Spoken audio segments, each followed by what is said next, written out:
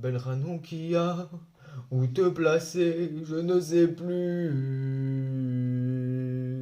Sur la table, la salle à manger, à côté de la fenêtre, à côté de la...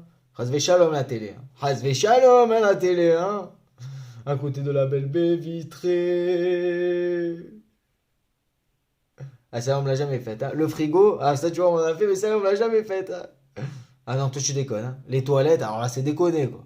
C'est déconné. Mais où on te met, petite belle Ranoukia? Eh bien, Bezrat Hachem, on verra ensemble.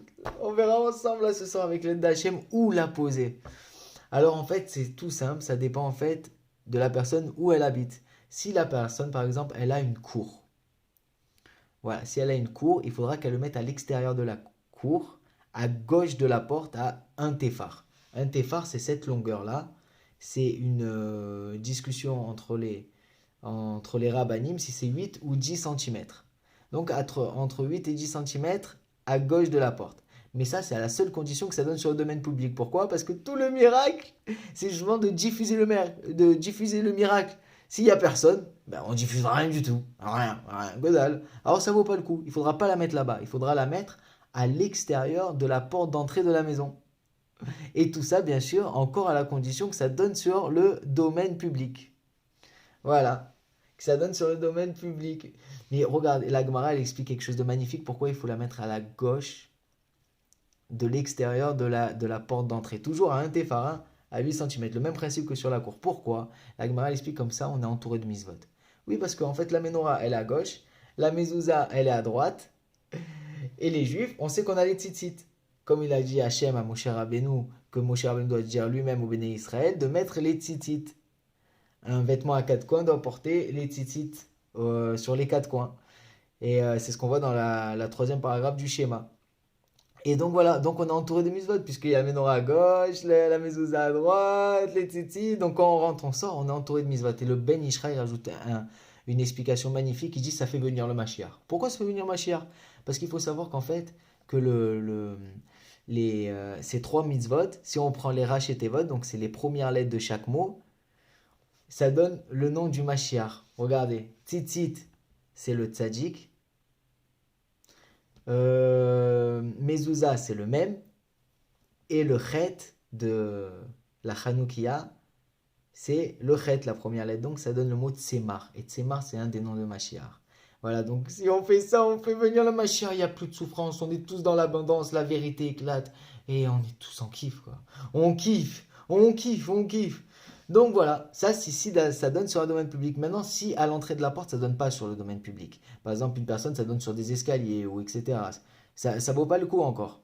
Donc, qu'est-ce qu'il faudra faire? Il faudra qu'elle la fasse rentrer à la maison, bien au chaud, à côté de la fenêtre. À la fenêtre. Pourquoi? Parce que la fenêtre, c'est encore une possibilité de mettre au domaine public. Eh oui. Par contre, il faut savoir qu'il y a une petite notion à savoir quand on la fait rentrer dans la maison. Oui, il y a toujours une nuance à savoir. Bon, que ce soit à la fenêtre ou au balcon, etc. Donc, quelque chose dans la maison qui donne à un domaine public où les gens y passent. Il faut savoir qu'il y a deux notions à savoir qui sont hyper importantes. Il y a une hauteur minimale dans la maison où on peut poser la menorah et une hauteur maximale où on peut la poser. La hauteur minimale où on peut la poser, c'est 3 tfachim. Donc, on a dit que c'est ça. On a dit que c'est 8 à 10 centimètres. On va prendre 8 centimètres. Donc, 8 fois 3, 24. À 24 centimètres du sol, elle n'a pas le droit d'être posée. Par contre, si je la pose à 24 centimètres, que tout ça est en dessous de 24 centimètres, mais que la flamme, même pas l'ustensile là, juste la flamme, elle dépasse les, 3 les 24 centimètres ou elle est à 24 centimètres, c'est permis. Après, voilà, au-dessus, donc la hauteur maximale, c'est 10 tfachim. Donc on a dit 10 points comme ça fait 10 fois 8, 80 centimètres. Le meilleur, c'est qu'elle soit à 80 centimètres. Et si elle est au-dessus, on est quand même quitte. On est quand même acquitté de la misva. Et d'après la Kabbalah, il faut savoir que c'est un peu plus de 7 tfachim. Donc 7 fois ce point-là. Donc 7 fois 8, 7 fois 3 plutôt, ça fait... Non, 7 fois 8, exactement. 7 fois 8, ça fait 56. Donc un peu plus de 56 centimètres. Ça, c'est d'après la Kabbalah. Donc maintenant, je vais la mettre à la fenêtre qui est plus de 10 Fahim, comme on a dit, on a acquitté, donc on peut puisque c'est pour donner sur le Reshut Arabim. Maintenant, il y a une deuxième notion à savoir. Il faut que la maison, pour que ça marche, elle soit à moins de 9,60 m du sol.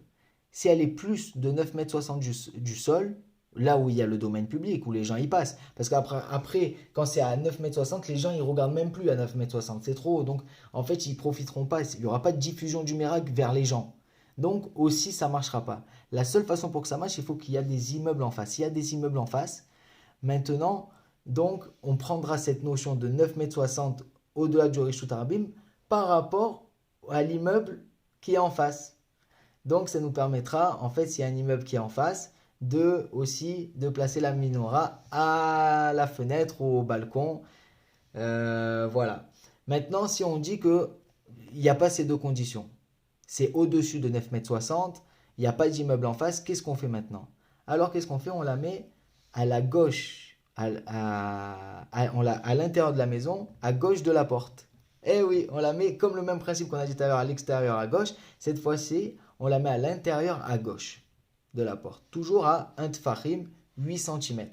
Maintenant, on va dire que la personne, elle n'a pas assez d'espace pour mettre la chanoukia à côté de la porte ou c'est vraiment trop dérangeant. Elle pourra le mettre sur la table. Voilà, on a vu tous les cas, Baruch Hashem.